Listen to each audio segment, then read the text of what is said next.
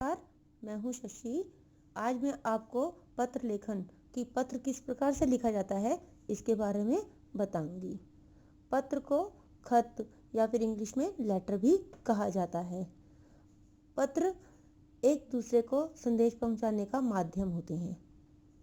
इनके द्वारा घर परिवार के समाचार, अपने मन के भाव और विचार आदि प्रकट किए जाते हैं। पत्र मित्रों को, संबंधियों को लिखे जाते हैं। इसके अलावा संपादकों और सरकारी अधिकारियों को भी लिखे जाते हैं। पत्र लिखना अपने आप में एक कला है। तो अब हम पढ़ते हैं पत्रों के प्रकार। पत्र कितने प्रकार के होते हैं? पत्र मुख्यतः दो प्रकार के होते हैं।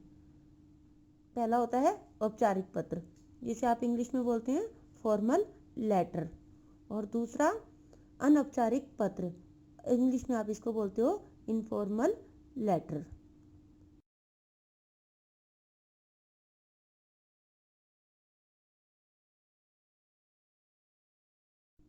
एक अच्छे पत्र की विशेषताएं क्या होनी चाहिए इसके बारे में देखिए कि अच्छा पत्र जो होता है उसकी भाषा शैली सरल होनी चाहिए, मीन्स सरल भाषा में लिखा होना चाहिए, और विचारों की स्पष्टता आवश्यक है।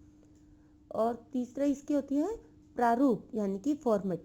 फॉर्मेट के अनुसार लिखकर प्रभावी हम अपने पत्र को बना सकते हैं। अगर हम प्रारूप के अनुसार लिखेंगे तो हमारा जो पत्र है वो प्रभावशाली बन पाएगा। और जिस पत्र में जितनी स्वाभाविकता होगी वह उतना ही प्रभावकारी होगा।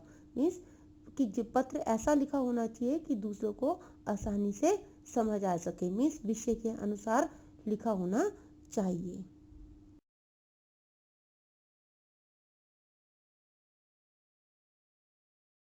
तो जानते हैं औपचारिक पत्र क्या होते हैं। औपचारिक पत्र जिन व्यक्तियों के पास व्यक्तिगत या पारिवारिक संबंध नहीं होते उन्हें लिखे जाने वाले पत्र औपचारिक पत्र कहे जाते हैं। ये मुख्यतः निम्न प्रकार के होते हैं, जैसे आवेदन पत्र हो सकता है, शिकायती पत्र, संपादकीय पत्र, पूछताछ संबंधी पत्र, सूचना आदि जानकारी देने हेतु पत्र, व्यावसायिक पत्र, अन्य पत्र जैसे निवेदन, प्रशंसा या अनुरोध हेतु पत्र जो लिखे जाते हैं वो औपचारिक पत्र कहलाते हैं। औपचारिक पत्र के अंग तो जानते हैं कि औपचारिक पत्र के अंग क्या है, ये देखते हैं। पत्र प्रेषक का पता सबसे ऊपर, मीन्स अपना एड्रेस, और कुछ बुक्स में आपको ये पता जो है वो सबसे नीचे दिखाई देता है और कुछ बुक्स में आपको ऊपर दिखाई देता है। तो ये दोनों ही मान्य हैं। जो सबसे अधिक मान्य है हम उसी को ही फॉलो करते हैं। तो सबसे पहले पत्र प्रेषक का पता, फिर उसके बाद लिखेंगे तिथि, मीन्स दिनांक, पते के नीचे लिखेंगे हम। फिर उसके बाद लिखेंगे पत्र प्रापक। पत्र प्रापक मीन्स जिसे लिखा जा रहा है उसका पद और उसका पता। जैसे हम स्कूल में लिख रहे हैं तो प्रधानाचार्य जी, फिर उसका एड्रेस लिखेंगे। फिर उसके बाद लिखेंगे हम एक लाइन छोड़ के विषय। इन पत्रों में विषय लिखना आवश्यक है। फिर उसके बाद संबोधन, जिसे हम पत्र लिख रहे हैं उसे आदर सूचक संबोधन से संबोधन देना कि क्या लिखना चाहिए। जैसे हम लिखेंगे माननीय महोदय या फिर महोदया। फिर इन पत्रों में अभिवादन नहीं लिखा जाता है। अभिवादन मीन्स नमस्कार, प्रणाम, चरण स्पर्श आदि जो है वो नहीं लिखा जाता है।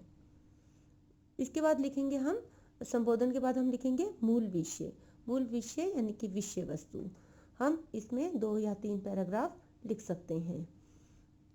फिर लिखेंगे सबसे लास्ट में पत्र की समाप्ति धन्यवाद के साथ, धन्यवाद सहित हम जो है वो पत्र की समाप्ति करेंगे। फिर उसके नीचे आत्मनिर्देश। आत्मनिर्देश जैसे अगर हम स्कूल में लिख रहे हैं तो हम लिखेंगे आपका आज्ञाकारी शिष्य, लड़कियां लिखेंगी आपकी आज्ञाकारी शिष्या। ये सिर्फ स्कूल के लिए ही प्रयोग किया जाएगा। और अगर हम किसी और कार्यालय में प्रयोग कर रहे हैं के लिए लिख रहे हैं, पत्र लिख रहे हैं, तो हम वहाँ पर हम भवदीय का प्रयोग करेंगे। औपचारिक पत्र का प्रारूप, जैसे सबसे पहले परीक्षा भवन, अवैसय केंद्र। आप आप खुद लिख रहे हैं तो परीक्षा भवन अभ्यास केंद्र। फिर उसके बाद आ जाएगी दिनांक। फिर उसके बाद सेवा में प्रधानाचार्य। अब आप सेवा में लिख भी सकते हैं और नहीं भी लिख सकते, ये दोनों ही प्रकार से मान्य हैं।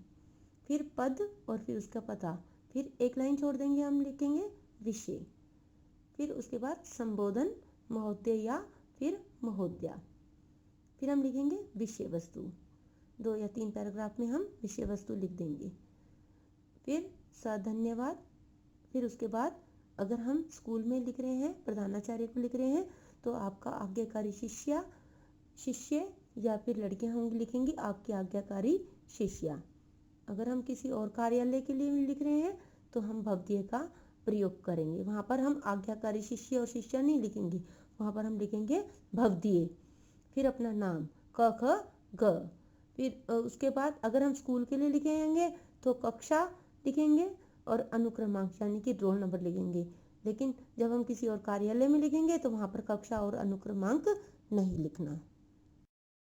तो एग्जाम्पल देखते हैं हम औपचारिक पत्र का। स्थानांतरण मीन्स होता है बेटा ट्रांसफर हो जाना। स्थानांतरण एवं चरित्र प्रमाण पत्र प्राप्त करने हेतु प्रधानाचार्य को पत्र लिखना है। तो हमने सबसे पहले शुरू करना है परीक्षा भवन क ख ग विद्यालय। अब ये है ग्वालियर। आप जयपुर जैसे दिनांक आपको उस दिन की डेट देनी है हमारे को। फिर उसके बाद हम शुरू करेंगे सेवा में प्रधानाचार्य जी, फिर स्कूल का नाम, फिर शहर का नाम। फिर उसके बाद एक लाइन छोड़ देंगे। फिर विषय में किस चीज़ के लिए था? स्थानांतरण एवं चरित्र प्रमाण पत्र प्राप्त करने हेतु प्रार्थना पत्र। फिर हम एक लाइन छोड़ देंगे तो फिर लिखेंगे मान्यवर या फिर महोदया। स्वयं निवेदन है कि मैंने इस वर्ष आपके विद्यालय से 10वीं कक्षा पास की है। अब मेरे पिताजी का स्थानांतरण जयपुर हो गया है, अतः मुझे 11वीं कक्षा में जयपुर में प्रवेश लेना है। इसके लिए मुझे स्थानांतरण एवं चरित्र प्रमाण पत्र की आवश्यकता है। कृपया आप शीघ्र अतिशीघ्र स्थानांतरण एवं चरित्र प्रमाण पत्र देने का कष्ट करें ताकि मैं समय रहते जयपुर के विद्यालय में प्रवेश ले सकूं। फिर उसके बाद धन्यवाद। फिर उसके बाद हम लिखेंगे आपका या आपकी आज्ञाकारी शिष्य या फिर शिष्या, फिर आपका नाम, फिर कक्षा, फिर उसके बाद अनुक्रमांक। अब एक और एग्जाम्पल देखते हैं। प्रधानाचार्य को शुल्क माफ करने के लिए प्रार्थना पत्र। शुल्क होता है बेटा फीस माफ करने के लिए। अब इसमें एड्रेस ऊपर नहीं लिखा गया। मैंने आपको बताया था कि कुछ बुक्स में अपने को जो है एड्रेस ऊपर दिखाई देता है और कुछ में नहीं दिखाई देता, नीचे होता है। तो इसमें ऊपर नहीं लिखा गया है, तो ये पत्र भी मान्य माना जाता है।